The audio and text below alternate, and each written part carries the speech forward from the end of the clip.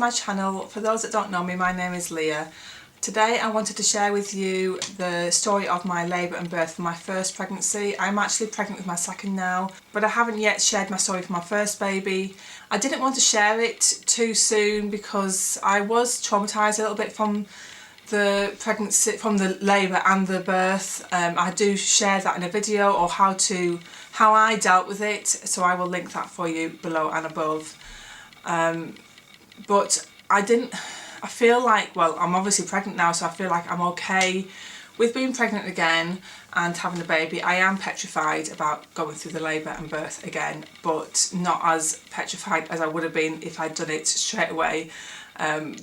Definitely some time was needed to come to terms with that labour and birth, and I wanted it to be more of a positive experience before sharing it, so I've left it till now.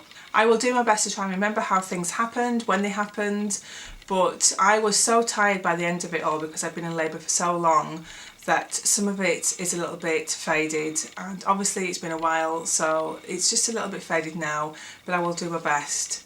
So I started with, I had a few niggles throughout the day on the Saturday, and I remember going to the supermarket. I can't even remember what we did that day, but we went to the supermarket, and I remember there's a couple of times when I couldn't even walk down the aisle. I just had to stay exactly where I was, let the hubby go down the aisle to get what we needed, and then came back to me because I couldn't move. So I was obviously having some contractions, but they weren't regular contractions. They would just kind of come then, and then be nothing for quite a while. Then we went home, we had some dinner, and it must have been around 6 o'clock. I remember starting to time the contractions, and they were starting to be more regular. So at this point, roughly about every 20 minutes. I don't remember how long they were lasting, but they were definitely regular. So that was around 6 o'clock on the Saturday evening. I had dinner, and in my mind, I thought the right thing to do was to be up on my feet, active, moving around, to try and get this over and done with, to get things moving, help the baby to get in the right position and all that kind of stuff. So that's what I did. Obviously going into late evening and into the night. Thinking back now, possibly wasn't the right thing to do, not for me anyway. I should have rested, I should have got some sleep before things really kicked off. But that's what I did. I kind of started moving around the house, moving around the living room, walking up and down the stairs, those kind of things. So that was carrying on throughout the night. And then it got till about 6 or 7 o'clock in the morning, and we decided now was the time to go to hospital. So I've been going over 12 hours with contractions. I didn't have a lay down on that time. I did try and stay as active as possible, moving around the house, keeping things moving. So I was pretty tired at this point. So we went to the hospital. I went to the birth centre, so midwife led, which is actually attached to our labour ward, so it's literally a corridor away, which is nice. That was around 7 in the morning, as I said, and the midwife, that I think she was on, she must have been on duty at that point. She said to me as I walked into the room, or she saw me, "Boy, you're having a big baby, aren't you?" That was the first time that any sort of professional had ever said to me that I was having a big baby. Passerbys and people I knew had said, "Oh, are you having a big baby?" or "Are you having twins, triplets," that kind of thing. But I even asked the midwife when I was maybe, I don't know how far on, 30 weeks, 33 weeks, I can't remember, if she thought I was having a big baby, and she said a little above average but nothing too big, so £8 something, nothing to worry about. And I'd said that I wanted a water birth, and she was happy with that. So as I arrived at the hospital, this midwife said, "Oh, you're having a big baby." She asked me if I wanted a water birth, and I said yes, and she said, "It isn't going to happen. We can let you in there, but to deliver we'll have to get you out, just because if there's any difficulties with delivering the baby, it's much easier to get to you and the baby if you're not in the water." So that was completely thrown out as soon as I got there. She measured me, as I do on the belly, and she measured me at 43 weeks. I was at that point 40 weeks and 6 days. And when I was measured at 40 weeks, I was measured dead on 40 weeks. So somehow I jumped from 40 weeks to 43 weeks in a week. So I'm not sure what happened there, but I'd always measured bang on every week, every time I was measured, there was no issue with the size that I was, the size of the baby. So she measured me at 43, so that was a bit of a shock that happened. And she was actually going off duty at that point, so I think about 8 o'clock she was going off duty. So she didn't examine me. She said that she would wait for the next midwife to come, because otherwise what would happen is she would examine me, then the next midwife would have to examine me. So she decided just to be best just to be examined once, and I said that was fine. As she went off duty, she said to me, maybe I'll see you tonight. And I was thinking, I'm not planning on being there tonight, because I want to have this baby before then, 12 hours away. She was finishing at 8. I think she was back on duty at 8. I wanted to be, even if I wanted this baby to be out by then. I'd already been in labour since 6 the previous evening, so I was definitely not planning on being there, or at least not in labour anymore when this midwife came back on duty. But that's what she said to me, so obviously she knew better. She did know better. And what was happening was my labour was stopping. When I arrived, I wasn't really in labour. I wasn't having regular contractions, but they kept me in because I'd gone down there. And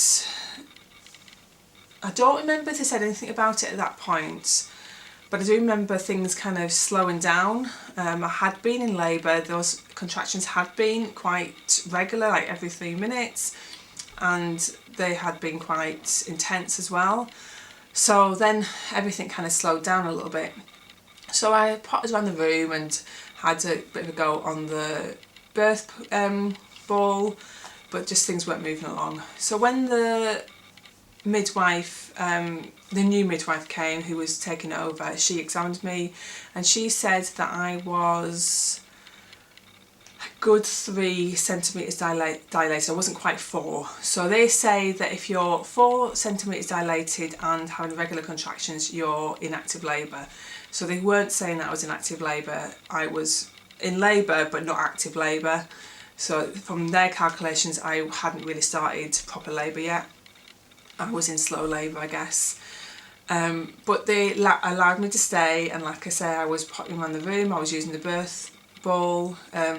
But I was having proper conversations with this midwife. Like, I was having contractions, but I was quite able to have good conversations with this midwife. I was there for a while, and then they eventually examined me mid-afternoon. So they examined me, and I had gone from a good 3 to a 4 centimetres dilated. So I hadn't really moved on any since arriving at the hospital. So they gave me 2 choices: either go home and get some rest, get something to eat, because I was probably starving at this point, or stay. If I stayed, then they were committed to bringing this baby, and if I didn't have enough progression in, I don't know how long they said, maybe 12 hours, that I'd have to be sent to the labour ward and I'd have to be induced. So they'd obviously have to intervene at that point. I decided to go home because I was trying to have as natural birth as possible and not have them intervene.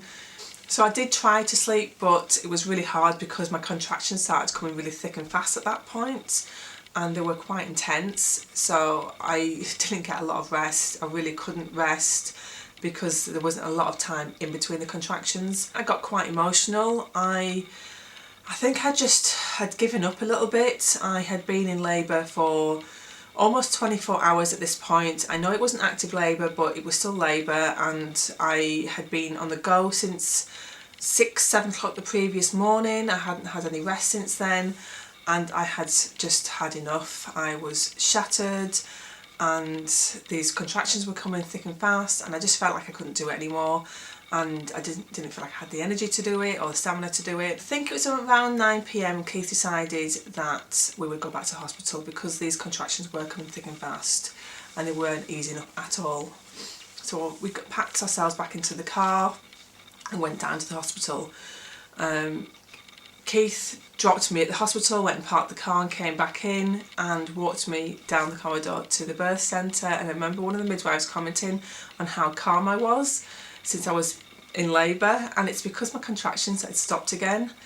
We went into the room and I was able to sit on the bed and have a conversation for about 30 minutes with the midwife because my contractions had stopped. This was the same midwife that had seen me the previous morning and said, I will see you, or might see you on my next shift. It was her, so she had obviously seen me again. She said, I'll see you at the next shift, and she did. And we had a conversation for about 30 minutes, and she looked at me and she just was like, I don't know what to do with you. You're not in labour. And I'm trying to explain to her that I was in labour. These contractions were coming thick and fast. They just stopped. When we'd had this conversation for about 30 minutes and nothing was happening, she said that we'll keep you, and obviously that meant that they were committing to bringing this baby. She examined me, and I believe I was still only 4 centimetres dilated, so nothing had happened since going home. I think a short while after that she let me go into the pool, so she ran it for me and I was able to get in there just to ease the contractions. And I think it kind of slowed things down a little bit. Again, I'd moved, it was every time I moved, so into a different position. So if I sat down long enough, the contractions would start coming. If I stood up, they would stop. And then if I stood up for long enough, they would start again. And if I sat down, they would stop. So obviously getting into the pool meant that I was moving, I was changing positions, and it stopped again. Well, it didn't completely stop, but definitely eased up. She then got me out to examine me, and again, things hadn't really progressed. We arrived back at the hospital at around 9 p.m, 9:30 p.m, so this is overnight at this point. I don't remember any timings. She did a sweep to see if that would help things move along. I let her do that. I said, yeah, that's fine. And she said after doing that, I was definitely 5 centimetres dilated. So, she was able to stretch me to 5 centimetres before I was only 4. So I was kind of 5 at that point. And then that didn't really help things move along enough. At some point she decided to break my waters, but they're so reluctant to do that on the birth centre because that's intervening with the progression of the labour. But because things weren't progressing and my contractions were still coming, but they were a little bit sporadic, she decided to do that. I did start moving around the room, but I was losing so much water that I just had to stay in one spot. Because I was just losing so much water and the contractions were coming thick and fast then. They then examined me, it must have been mid-afternoon on the Monday, mid-afternoon on the Monday, and I got up to 6 centimetres dilated, but it still wasn't enough. So I had been having some really good contractions, they were happy with that, they were keep coming in, and I wasn't moving around, but they were still coming thick and fast. This was Monday afternoon, and they decided at that point that they were going to have to send me to the labour ward, because although I'd been making some good progress, I'd been keeping active and the contractions were coming, I wasn't progressing enough. So at this point they decided it was time to go to the labour ward.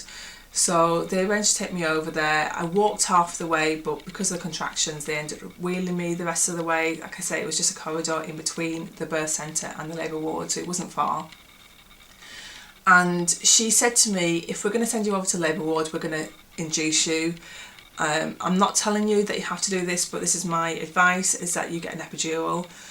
And when I was at home in between going the first time and going back for the second time, I had said to myself that if I ended up on labour ward because of whatever reason that I was having epidural, they can't give epidurals on the birth centre, only on the labour ward. But I felt like if that had come to that I had to go to labour ward, that I would have been in labour for so long that maybe they were inducing me and that's going to get far more intense, that I would need the rest and that I would get the epidural. So she didn't have to convince me. She kind of told me that that was her advice, and I was already convinced because I'd already told myself that's what I was going to do. So I decided to have the epidural. So I sent me over to labour ward and they were going to induce me. Now, I don't know the full details of all of that, I can't really remember, but I know that there was certain different levels they could induce you at, and they could kind of increase it. And because my contractions were a little bit kind of stop and start, they had to increase it to the very maximum eventually, and it was still a little bit hit and miss. But I had the epidural. That was interesting. They were telling me to stay as still as possible because it's quite dangerous. But I was obviously having contractions at this point as well. So you try and stay still while someone's injecting something into your back while having contractions. Not the easiest. Because the contractions were coming at this point, but I just wasn't progressing enough. So I got the epidural. I was able to then just lay back, close my eyes, and I only had to be disturbed every time they wanted to check on me, make sure everything was all right. But if they were just checking on the machine, I was still able to kind of rest. The room was a lot smaller than on the birth centre because I'd had obviously had the pool, and there was a bed, and there was a lot of space in there, so it did feel a lot more claustrophobic in there. I couldn't eat at this now because I was on the epidural, so that stopped. I had been having like sips of Lucozade and little snacks up until that point, but now I couldn't because I was on the epidural.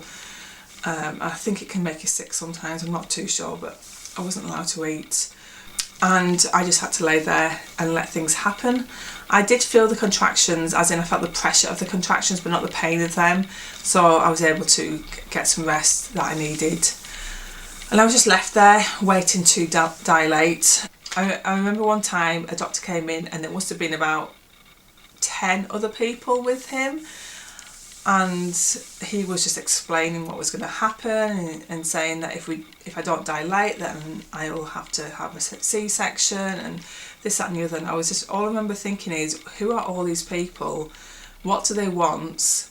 And are they going to be there when I'm giving birth? And when they went, I did say to the midwife, who will be here when I'm giving birth? And she said it would just be me, my husband and the midwife, and there was a student midwife there as well, and I'm like, that's fine, I don't mind.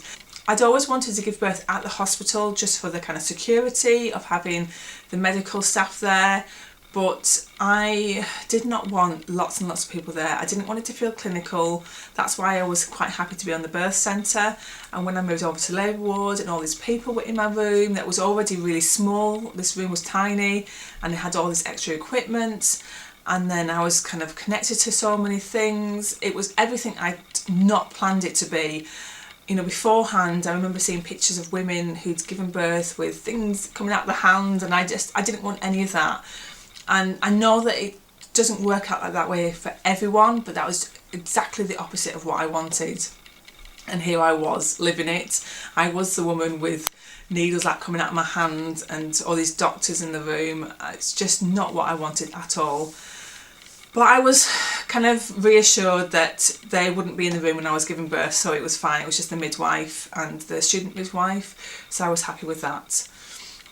And so I was just left to let things happen, and so I got some really, really good rest then, and it's just what I needed because I'd been going now since 6 o'clock on the Saturday, and this was now mid-afternoon coming up to tea time on the Monday, so 2 days later I was shattered. I hadn't eaten much in that time, apart from some nibbles and some McDonald's food. I hadn't eaten since tea time on the Saturday. I was starving and shattered, and I just needed the whole experience to be over. I remember at one point they were kind of looking at the machine, looking rather confused and kind of tapping it, and it seemed that my contractions had slowed down, so they were doing really well and then it slowed down. So it seems that even though I was on the drip, I was being induced, that my contractions were still stopping and starting. So even though it was all being medically controlled, my body just wasn't working as it should do when it came to the contractions. So Keith just laughed because he's like, that's what's been happening the whole time. And it just seems that's how my body was reacting to the whole labour, that it was just stopping and starting. And I'm not sure how long they would have left me if I'd gone home and stayed at home, just let things happen, but that is how it went. And at this point, obviously, they were going to keep me, and they were going to make sure this baby had came out in a reasonable amount of time. But yeah, that was a bit funny that they were kind of tapping on the machine, wondering what was going on, because my contractions had been really good and then kind of slowed down again. I don't remember exactly when this was, but they put a monitor on the baby, so it's like a little kind of pin on the baby's head, and there's like a little wire that kind of sticks out of me, and it's just so that you can monitor the baby's heartbeat a lot better than normally you have, like the cables coming around, or the, I don't know what, strap around your belly, and it kept slipping, and they kept losing kind of the heartbeat of the baby, kept dropping. So to make sure the baby was fine, then they put this little clip on the baby's head. They said it wasn't really going to hurt the baby, it was just like a little tiny little clip that would sit on the head, and it would sit out of me so that they could monitor the baby's heartbeat a lot better. So obviously I was happy for them to do that if it meant that they could monitor the baby, make sure he was, I don't know, was a he at the time, make sure they were okay and being looked after properly. They eventually examined me again, and this is when they were saying that if I wasn't 10 centimetres dilated, that I would have to have a C-section. But I was, so even though things had been stopping and starting, I was 10 centimetres dilated, so at last I had progressed for what I needed to progress. That was fantastic. It was then time for me to start pushing. So this was a bit difficult because obviously everything was quite numb. I think I had my epidural topped up at that point so that I didn't feel too much pain. But of course I wasn't feeling the contractions, I wasn't feeling the urge to push. But I could feel the pressure of the contraction, so I was able to tell them that I was having a contraction, so that was then time to push. But it was difficult to know exactly where to push, because obviously they do say that it's kind of like bearing down like to your rear end rather than the front end. And the midwife was putting her finger inside me so she could kind of guide me. She said, you need to push at this point. And I was happy for her to do that because I just needed this baby out and I wanted to be able to do it right as much as possible. I pushed for around an hour, and obviously they encouraged me to keep going. You know, what's happening is you're pushing, and then the baby kind of sucks up and you stop pushing. And they were trying to get me to push for longer, but it was so shattered and I just didn't have the stamina or energy to do it. But I was pushing for around an hour, and they came to examine me. I think the doctor came in at that point and examined me, and they said that the baby was back to back, and so his spine was against my spine, and he wasn't far enough down the birth canal. So even though I'd been pushing for an hour, he wasn't progressing like through the birth enough, and they said that they're going to have to intervene. So they said, so it was a case of, we will need to turn him and use forceps. If that doesn't work, then it will mean a C-section. And I had to sign bits of paper and whatnot. I didn't really know what I was signing. I was just signing things because I had to. I just, at this point, I just want the baby out, so I was quite happy to sign things. And I got transferred to theatre, so I was now in a very, very white room, lights all above my head, and this is just not what I wanted at all. The birth centre, the lighting was quite low. It's not, I wouldn't call it like a spa, but it was like a spa experience in comparison to labour wards, because they tried to make it a bit more like low lighting, and you can have music on, those kind of things, just to kind of relax you and make the experience a lot better. And of course on labour ward it's not like that, it's a lot far more medical. And then I ended up in theatre, and it definitely isn't like that. You know, they've got this white room, all these lights above you, and I don't know how many people were in that room. It must have doubled from the 15, it must have doubled from the 10 people that came in the room earlier. Just so many people, midwives, and I don't know, lots and lots of people staring at me. I don't know who they were, what they were doing there, just tons and tons of people. So it was just a case of waiting to get transferred to the theatre in order to have the baby delivered. For those who have seen my video, I can't remember which video it is. I'm sure I did a video about when, I did a blog post about when this baby is due and how I've tried to avoid having December babies. With Tommy, I'd gone into labour on the 28th of November, and at this point it was the 30th of November, but it was the evening, it was late evening, and I was thinking, they're going to make it in November, but he managed to make it into December. I will link that above for you so you can go and read that if you're interested in reading that.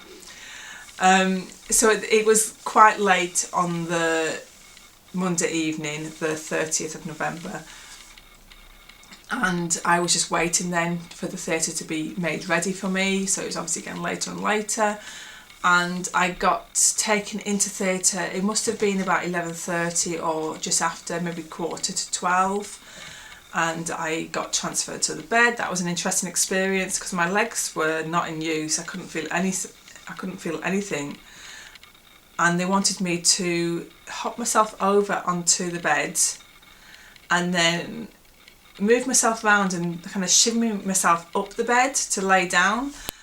Not easy when your legs have got absolutely no feeling. I had my epidural upped so that obviously I was going to have to be cut to have the baby turned and the forceps, so I had an episiotomy, and so they upped the epidural to make sure I didn't feel any pain. So obviously my legs were even more out of action. I remember one leg dropping off the bed and having to tell someone that my leg had dropped off, but I couldn't get it back up again because I couldn't move it. And they put my legs up into stirrups, then kind of draped, I can't remember if it was paper or material over them, so you couldn't really see anything beyond where my legs were. It's a lovely position to be in, but needs must when you're in labour and you need to get this baby out. Keith was beside me here. He had to, I guess, get scrubs on or something like that. I know he had to change into something. So the plan was that the baby would be turned, so I guess from the head manually, and so that they were no longer back to back, so their spine was against my belly rather than against my spine, and then used forceps to deliver the baby. If that didn't work, then I would have to have a C-section. Luckily that did work. They turned Tommy and then used the forceps, and I had to push even though I couldn't feel still, just to help kind of the motion of delivering the baby and help me stop me from damaging more down there, because it can cause a lot of damage. And thinking back now, they did tell me this, but it's all a little bit of a blur when you are in the middle of it. They were able to take him out, and so they lifted him up, and that was the first time I knew that it was a boy, when they lifted him up. And I think they gave him to me first. Keith said he wasn't bothered about cutting the cord, so he didn't cut it. And I can't remember if they took him away first or brought him to me first. I think they gave him to me and then took him away, and obviously they had to stitch me up. But I remember the doctor saying, "Oh, everything's intact," and I think they were talking about my back passage, and it was just like, what are you talking about? And they had told me that there could be a problem, but you don't think about it when you're signing this piece of paper because you just want to get this baby out. So I'm glad that everything was intact afterwards. And then they gave Tommy to me, and he was fine, other than having a bit of a graze on his head here. He was totally fine, so he wasn't taken away from me or anything. He was left with me then, and I just had him in my arms. He was wrapped up into a blanket or something like that, and I had a little hat on his head, and then I just held him, and as they wheeled me away. And then I was taken to recovery for a short while. I think the midwife came and tried to help me to breastfeed, but that wasn't happening. And then I got left in another room, but I was so tired. They gave me some toast to eat because I hadn't eaten anything. But I remember my kind of whole body was just like shaking. My lip was kind of had this twitch. And I think it was my body reacting to the fact that I was eating food. I was absolutely exhausted. I hadn't had food in my body for so long, and my body was just kind of reacting to that, not reacting very well. And it happened a couple of times that I had this kind of uncontrollable kind of, it wasn't my whole body shaking, but I think it was my lip that was kind of shaking, and I wasn't able to control that. Luckily it didn't last very long. I did tell the midwife, but she didn't seem too concerned. And I think it's just my body kind of going into shock that it was all over, that I could eat again, and they gave me some food. Yeah, so I just think it was shock more than anything. But they left me in this other room when they were waiting for a bed to be made available on the not the labour ward, the maternity ward.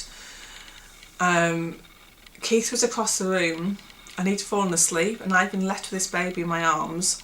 The buzzer, in order to get attention from any midwife, was too far away. I couldn't feel my legs, I couldn't move, and because I was so tired, I just needed to sleep. And I know that this baby was important, this baby needed looking after, but I needed sleep. And I felt myself kind of dropping off, and I was holding this baby and I was like, I need someone to take this baby away from me because I'm going to drop him. I can't be left responsible for a baby when I am in such a state myself. I eventually got Keith's attention. When he falls asleep, he really falls asleep. But I kept calling his name, and eventually he woke up and I said, please take the baby away from me, so that, you know, put him down in his cot, because I can't hold him any longer. So I was able to, and I didn't fall asleep, but I just remember my arm kept dropping because I was so tired. I was absolutely exhausted, and the midwife who'd taken me in there said she'd be back in a minute, but she got called into another birth, so she had to go and do that. But I was just like left there. Keith was asleep, yeah, and I just needed this baby to be put down so that I didn't drop him, because I didn't want, obviously, the responsibility of that. And I was having difficulty breastfeeding, that's another story. But I just remember thinking, I need looking after, but you're expecting me to look after this baby. You know, you're trying to get me to breastfeed. It's not happening. This baby doesn't want to breastfeed. And I just need sleep. I need to be let alone. I need to be left alone just to be able to sleep, because I was so tired. You know, we're going on 3 days of no sleep now and very little food, and I just need to be able to rest. So I know that compared to some people's stories, isn't the most horrendous story in the world. I know some people have it a lot worse. I just struggled with how long it was. I was traumatised by the fact that it went on so long, that it kept stopping and starting, and that it was just not what I expected in the end. And the pain that I felt afterwards, and I was just on, I think, paracetamol. And I'm sure that if I'd had a C-section, I would have been on a lot stronger painkillers, but that's all they gave me to begin with. They did give me something slightly stronger eventually, but I was in quite a lot of pain and I wasn't able to move very far. I'm lucky that Keith was able to stay at the hospital with me, so he could have lifted the baby out of his cot to give to me. And I think the recovery has traumatised me more than maybe the labour and birth, but definitely that how long it was and how it ended up definitely had an effect on how I experienced it.